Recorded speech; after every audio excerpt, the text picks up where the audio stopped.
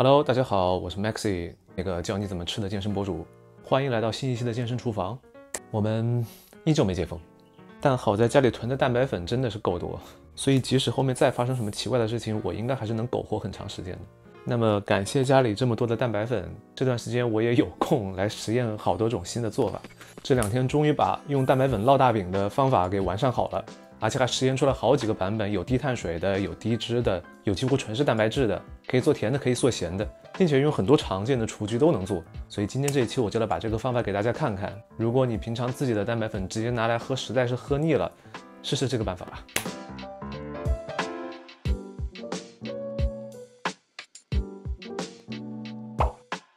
好，首先是第一个版本，这个版本几乎是一个纯蛋白质的版本。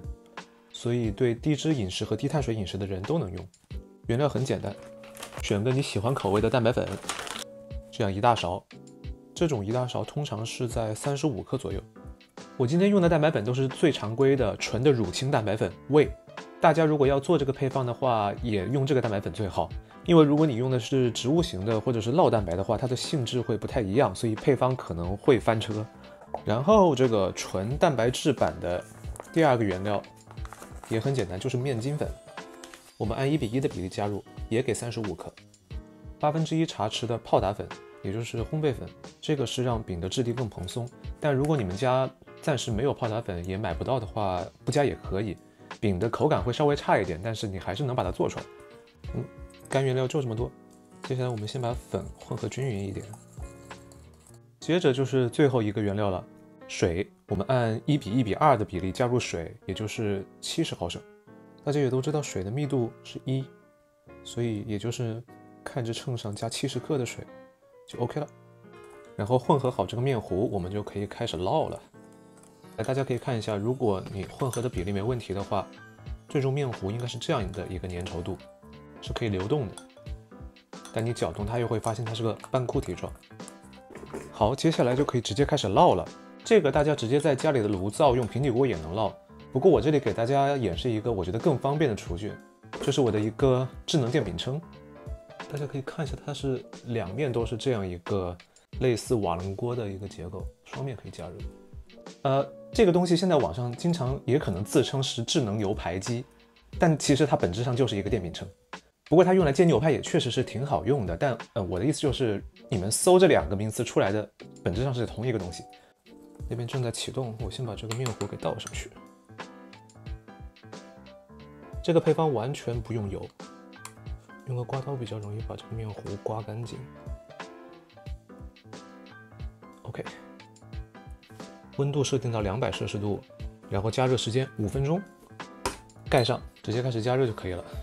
顺便说一下，我这几天在网上搜智能电饼铛，发现现在的有很多内胆是可以拆下来洗的，我这个是不能拆下来洗的。所以大家如果要入手的话，先看看内胆能不能洗。加热完毕，出来之后，整个饼已经成型了，而且很容易就能脱落。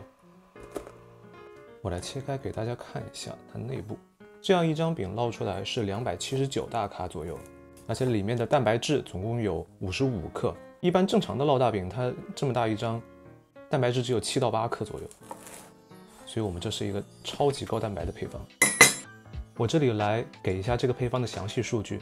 这样一张饼总共是279大卡，里面蛋白质占了55大卡，是总热量的78.8%，脂肪只有3.3克，乘以9变成大卡数之后占总热量的10点几，碳水是7.3克，也是只占总热量的10点几，所以这个配方是一个绝对高蛋白的配方。然后这个用面筋粉做出来的版本呢，它的口感吃起来是像，我觉得是有点像烧饼，外面还有点脆，早餐拿来就咖啡挺好的。第2款做一个低脂路线的，这款我来做一个咸口的。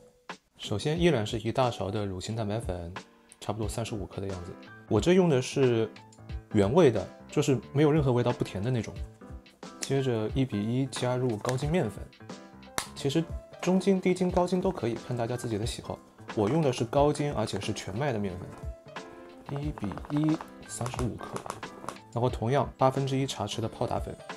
然后因为是要做咸口的嘛，我再加入1/8茶匙的盐，接着就按自己的喜好调味了。我先加一点干辣椒、葱姜蒜粉，然后是我一向的习惯，大量的黑胡椒。之后家里如果有一些干的香料，也可以加进去。我现在比较喜欢加这个干的欧芹叶。把原料混合均匀，最后同样按1:1:2的比例加入水70毫升，混合。最终混合出来同样是差不多这样一个粘稠度。现在我们就可以下锅了。这一款我用平底锅给你们演示一下。Hello， 大家好，欢迎来到我家见不得人的厨房。现在知道为什么我总在卧室拍烹饪视频了吧？因为厨房真的太丑了。这个配方用平底不粘锅也挺好做的。首先直接开大火，锅一热就可以直接把面糊倒进去了，直接这样大火来烙。好，差不多煎1分钟的时候，你可以看到这上面已经有一点凝固了，那说明下面已经好了。稍微一铲就会发现完全不粘。换个面，然后底面让它再就这样烙个半分钟，这个饼就成型了。其实你也可以时间稍微缩短一点。我昨天烙的时候，这个焦化层没有这么大，可能昨天的时间用的比这稍微短一点。OK， 看看，好，可以了，关火，起锅。好，现在来把这一款也切开来给你们看看。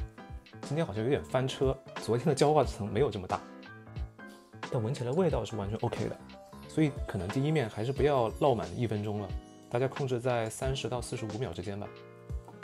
好，切开。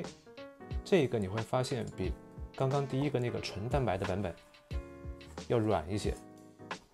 我觉得现在闻起来像小时候家门口卖的那种石炉烧饼，但我说的武汉的烧饼应该和东部沿海这边说的烧饼完全不是一个东西。下次回武汉的时候，看看能不能找到拍一个给你们看。这一款加面粉做的呢，我觉得吃起来它的口感会比较像馒头。用这个配方做出来呢，这样一整张总共是259大卡左右，其中蛋白质有33克左右，占了总热量的50%，碳水有26克左右，占了总热量的39%，然后剩下的脂肪只有3克，只占了总热量的10点几，所以是一个非常低脂的配方。这款咸的早上还能直接摊个蛋夹进去，做一个简易的麦满分。我这个鸡蛋也是用刚刚的电饼铛做的，也没放油。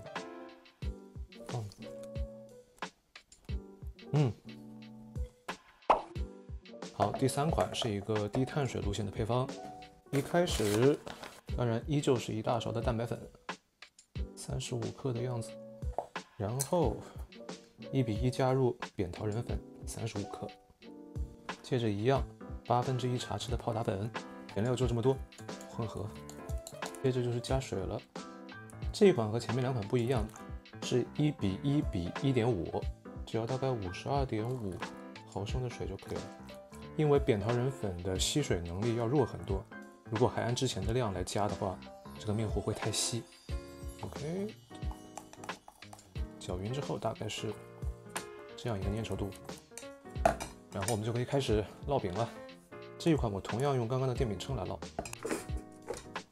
处理方法还是和刚刚的一样，同样是200摄氏度，同样是5分钟，直接开始烙，盖上。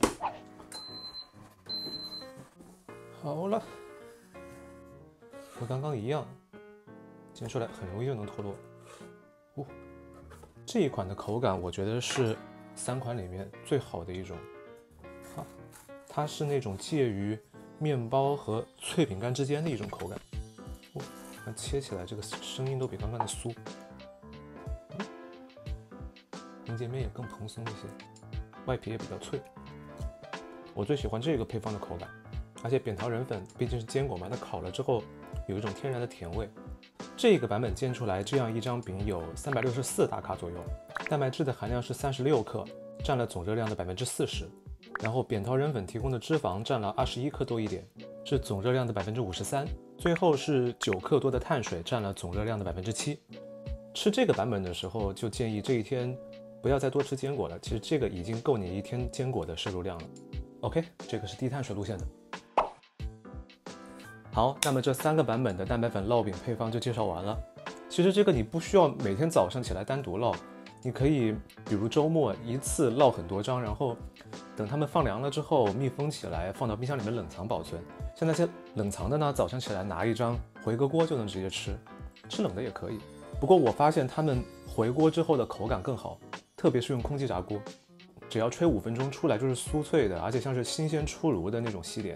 我现在把3种一起给你们演示一下。我一样取了1块，放进空气炸锅，